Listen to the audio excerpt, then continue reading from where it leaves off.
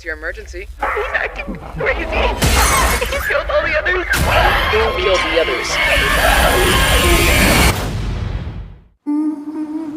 We're in Hawaii, baby. This is crazy. This is home. There's someone I want you to meet. This is Ben. My hand? He wants to shake my hand? Yeah. Hi, Ben. Our mom rescued him, and now he's part of our family. Ben, happy. He's kind of cute. Yeah, right?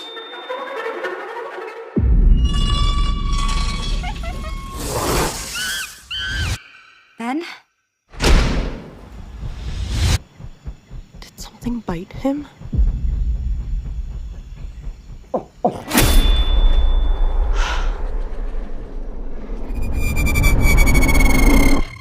Ben? There's something wrong with Ben.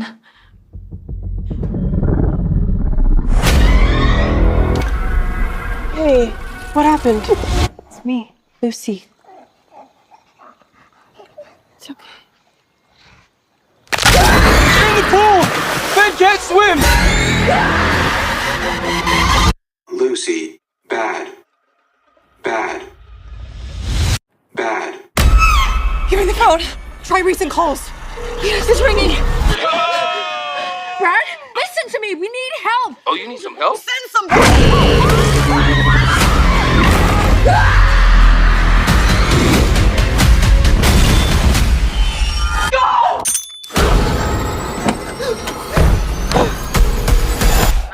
What's your emergency? You need to send the police.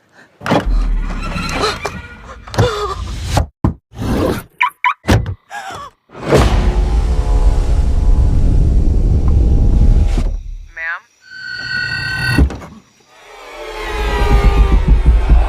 He found me.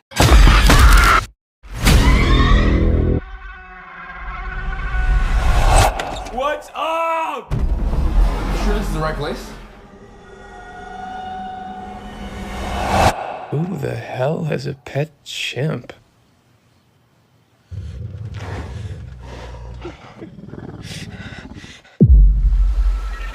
Hello, everyone. My name is Heather Hurt with the NRW, where nerds rule the world, and I am here with Tienne Simon, who plays Brad, the upcoming film PRIMATE. How are you today, sir?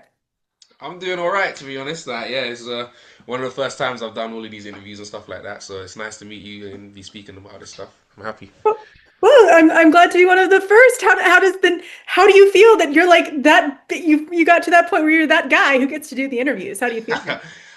No, it's cool. It's cool. It's like there's so many different stages of movie making that now. It's like from taping for something to then maybe going through rounds of then getting the job to then getting on set, filming something, months later maybe something like ADR, and then months later post-production and all of this stuff. So it's proper, like it feels like aligning in that I'm doing the thing that I want to do, and it's exciting times and all that kind of stuff. But also it's a time to reflect and set goals and remind myself of my ambitions and everything like that. So all round exciting time. I'm happy.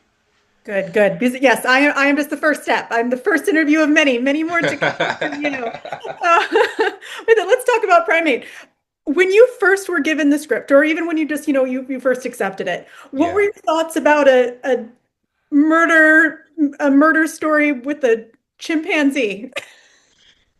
That's the thing that makes me want to read.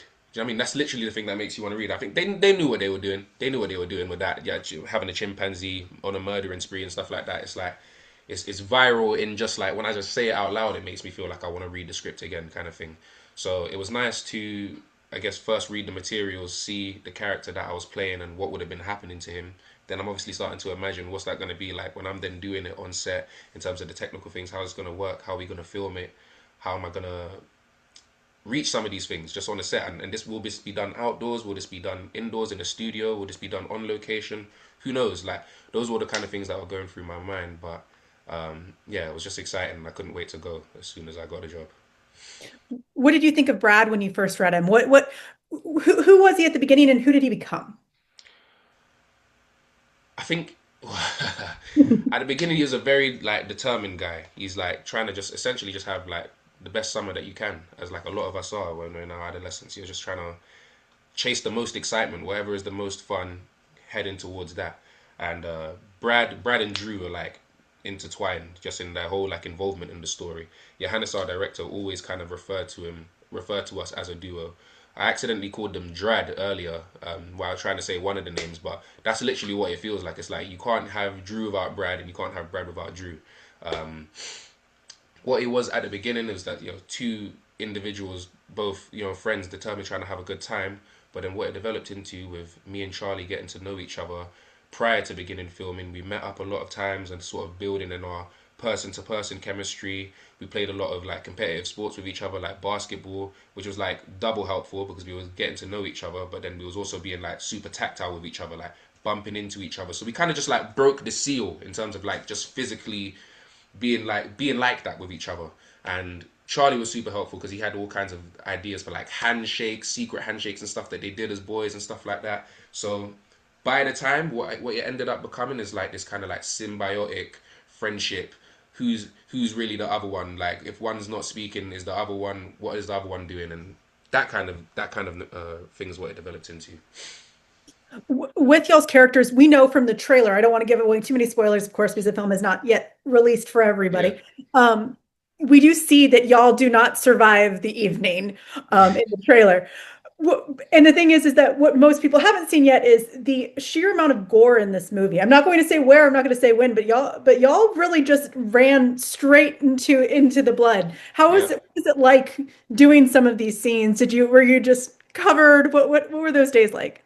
It was super exciting for me because the whole horror genre, blood and all of those kind of things, I'm a very squeamish individual. So like, even if I draw blood on myself, it's a bit of a oof. Even if I go to get a blood test, I have to look away. I don't like the feeling of needle going in, and if I look over and I see the blood coming out of me, it's just like, oh, like my whole body, all my cells start shaking and everything. So, but to be able to do a film where that is literally just the palette, it's the background, it's the surrounding, that's all what the film like entails. It was nice because, well, one thing I was able to demystify all of the things that would be scary from being an audience member and just experiencing it live and in the moment.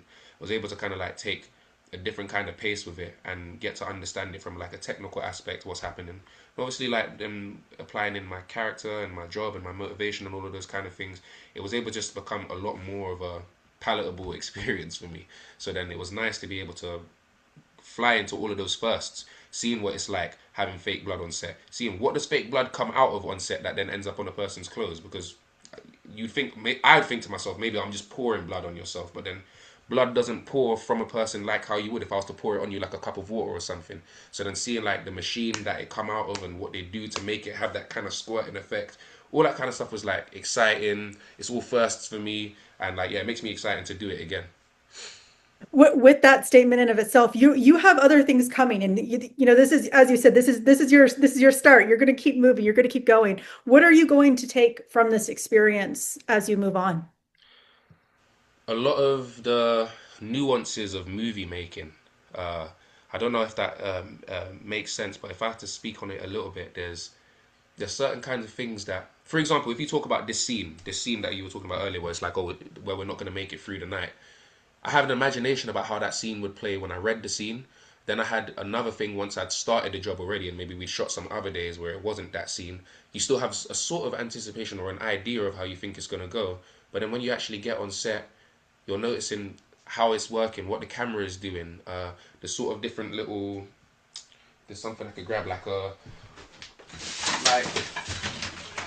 there's camera movements where, say, the camera would be handheld and is maybe a bit more natural as we normally are. But then if there's like a long kind of thing like that goes longer than that, and the camera comes forward like that and it's right in your face, then like naturally your performance can't be at the same level of speed or the same like level of like erraticness that I was with say if we was on a wide or if we were on like a medium close up and stuff. So it's just kind of like the stuff that I'll take forward with me is like the little adjustments that you have to make to tailor in certain aspects of your performance technically to suit different shots that you're filming and everything, and just kind of trying to keep the truth and like the naturalness of your performance as like consistent as it is, no matter how many different moving parts change around you, if that makes sense.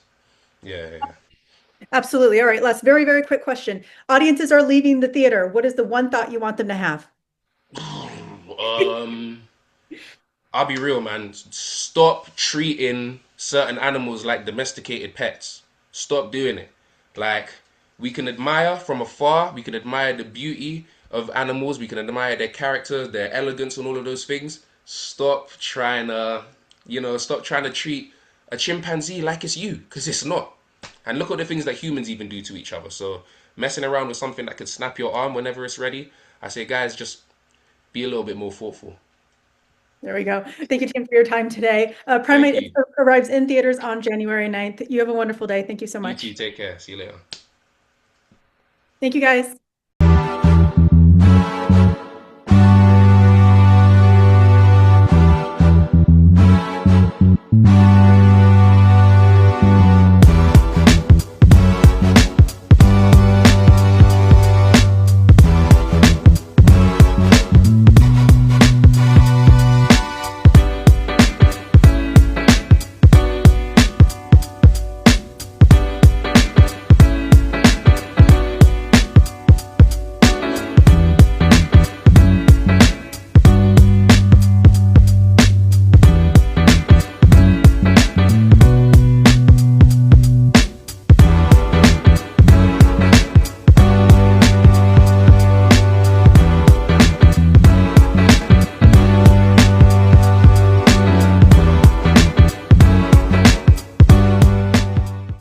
Oh, thanks. I've heard about you too, but I didn't know that nerds rule the world. But that's kind of cool.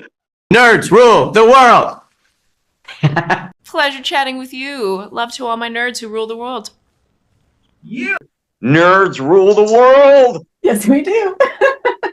Thanks. Nerds rule the world. Thank you. I love the nerds ruling the world. So more power to you. Patrick, what up, man? And yes, they do. Nerds rule the world, kid. Yes, sir. Thank you. Awesome. KAYFABEYBABY, nerds rule the world. Hello. Yes, they do. Yes. Oh, nerds rule the world. I got. It's in the title of your show, like nerds rule the world. Like I want more black weirdos on screen, and I don't feel like we ever get to see that very much. Thank you so much. Nerds do rule the world. Yes. Thank you. And I love what you do, and I love nerds, and you know, I think we're all nerds at heart. But anyway, thank you, nerds rule. Love it. Hello, Sarah. Hello, Julian. Yes, rock on. I love it. Thank you so much. It's good to see you. I love Nerds Rule the World. But yeah, there's a heavy nerd component, man. Yeah. And at the end of the day, if you ask me, nerds rule the world. So absolutely. And you're right. Nerds do rule the world. We're just the best. Yes. Nerds do rule the world. I agree. We do. I agree. We're awesome, aren't we? Thank you, ladies. So much. Thank you. Yes. Thank you, guys. Bye. And nerds really do rule the world. Thank you, sir. It's your boy KAYFABEYBABY, nerds rule the world. Thank you so much, guys. I appreciate you. Do. They rule the world, all right. Yes. Take care, Tony. Thank you, guys. Thank you. Love you, nerds, dude. Get it. Well, I was good until I saw that this is Nerds Rule the World. So are we talking about like everybody you interview is a nerd, right? Oh, it's a legal requirement. It is. It's a legal requirement. Yeah. Or are you, or the second you popped on screen, I was like, wait, are you supposed to be the queen nerd then? I hope so. My handle is Heather is a nerd, so I am a professional at least. Okay. But then you enter that whole question of like, well, if you're calling yourself a nerd, are you really a nerd? True nerd, would they call them? I don't know.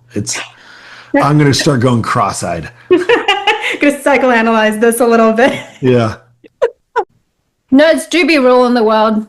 Hey, let's go. Schwang Hu in the building. All right, there's a cut.